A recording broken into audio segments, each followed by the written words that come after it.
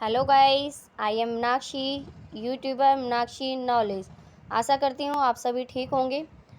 हमने कल कारक पढ़े थे कि कारक क्या क्या होते हैं, इनके बारे में जानकारी ली थी, कैसे होते हैं। हमारे 3 कारक हो चुके थे। आज पढ़ते हैं 4 से संप्रदान कारक क्या होता है। देखिए, संप्रदान कारक। संप्रदान क्या होता है कि के लिए, जैसे कि आपको ऑप्शन में दिया जाता है कि फॉर एग्जाम्पल देखिए, राधा माँ के लिए दूध लाती है, दूध लाती है, लाती है। ठीक है बेटा, दिख रहा है, लाती है। वो आपको ऐसे दे सकता है। अब आपको ये तो पता है कि ये कारक हैं, ठीक है, बट इसमें से बोला जाएगा कि कारक कौन सा है, क्योंकि आपको छांटने के लिए सिंबल से आप पहचान रहे हो के लिए लिखा हुआ है, तो इनमें से कोई सा होगा, ठीक है। बट इन जो वर्ड लिखे हुए हैं, राधा माँ के लिए दूध लाती है, दूध है, संप्रदान कारक है, लाती है।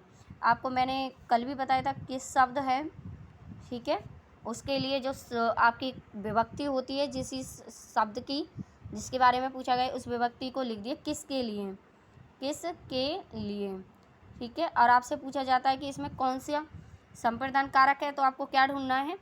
राधा आपका सब्जेक्ट है, लाती आपका वर्ब है। राधा के साथ आप जोड़ दीजिए, राधा लाती है किसके लिए, माँ के लिए, क्या, दूध। समझ गए बेटा, ये जो माँ था ये हमारा संप्रदान कारक होगा। देखो आपके पेपर में कैसे आता है कि इनमें से संप्रदान कारक कौन सा है ना, ऑप्शन होगा राधा, ऐसे करके माँ दूध के लिए ऐसे लिखा होता है, तो आपको ऑप्शन से पता चल गया कि माँ हमारे लिए क्या थी, संप्रदान कारक। ओके बेटा, ऐसे ही आपको छांटना होगा। आता है संबंध कारक।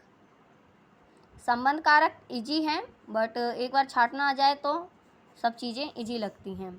फिफ्थ होता है, जैसे कि वह लाल कपड़े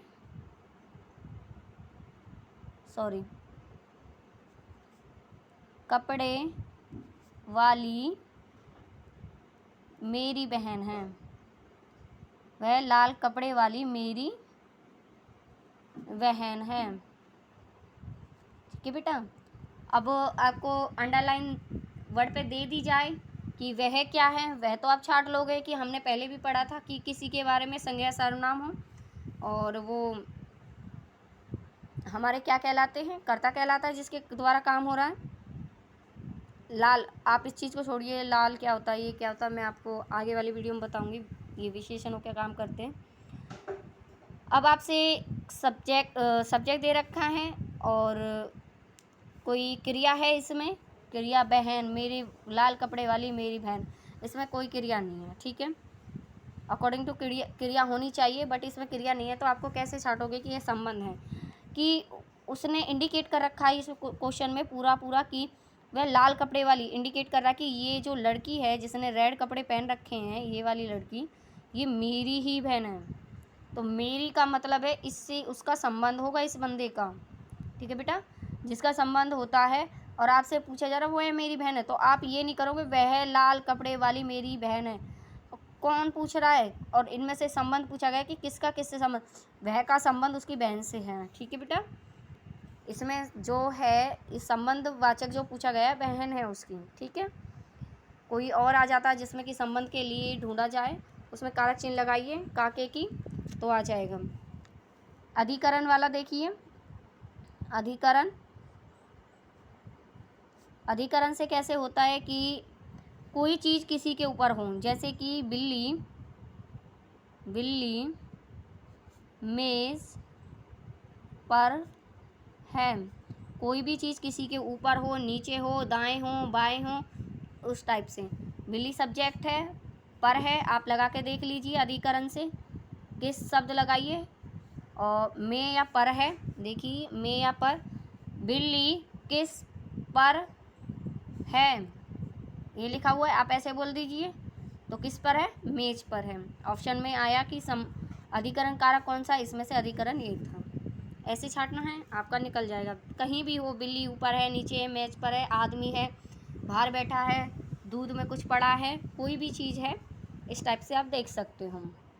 एक होता है अपादान कारक। अपादान का मीनिंग होता है किसी चीज़ को अलग करना, ठीक है, किसी से भी। जैसे कि पेड़ से पत्ते गिरते हैं। अब आपको अपादान से पता है, पेड़ है, किस शब्द लगाइए, किस विभक्ति क्या है इसकी, से लगा दीजिए, से। पेड़ यहाँ लगाइए, पेड़ से गिरते हैं, किससे गिरते हैं, क्या चीज़ पूछ रहा है ना, किससे गिरते हैं, पेड़ से पत्ते गिरते हैं, ठीक है बेटा। कोई विभक्ति, वो आगे कोई चिन्ह वो नहीं था कि सब्जेक्ट के रूप में, तो आपको ये, आप ये कहोगे मैम पेड़ सब्जेक्ट है इस टाइम पे पेड़ सब्जेक्ट नहीं है, आपको एक इंडिकेट लगाकर गिनना पड़ेगा कि क्या गिरता है, किससे गिरते हैं, पेड़ से पत्ते गिरते हैं। पत्ते गिरने का काम कर रहे हैं, जो चीज़ किसी चीज़ से, जैसे कि मैं आपको एक क्लियर करती हूँ, जैसे ये पेड़ है हमारा, ठीक है बेटा, ध्यान से देखना, जो पत्ते गिरेंगे दूर होंगे उससे, यहाँ आके गिरेंगे।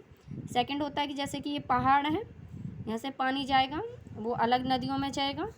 जैसे कि कोई चीज़ है, ये मेरा घर है, ठीक है, मैं आपको एक छोटी सी बात बताती हूँ, मेरा घर है, मैं अपने घर को छोड़कर दिल्ली रहने लगूँ, ठीक है, तो ये भी अलगाव का काम करेगा, क्योंकि मैं इस चीज़ से दूर हो गई। दूसरी बात, और जैसे कि राधा श्याम से गोरी है, इस ऐसे वाक्यों में भी कि सोहन, किसी में किसी चीज़ की कंपेयर भी बताई जाए ना, ज़्यादातर पेपर में आता है कि कंपेयर वाले भी क्वेश्चन आते हैं कि वह उससे गोरी है या वह उससे अच्छा है, इस टाइप के क्वेश्चनों में अपादान आएगा।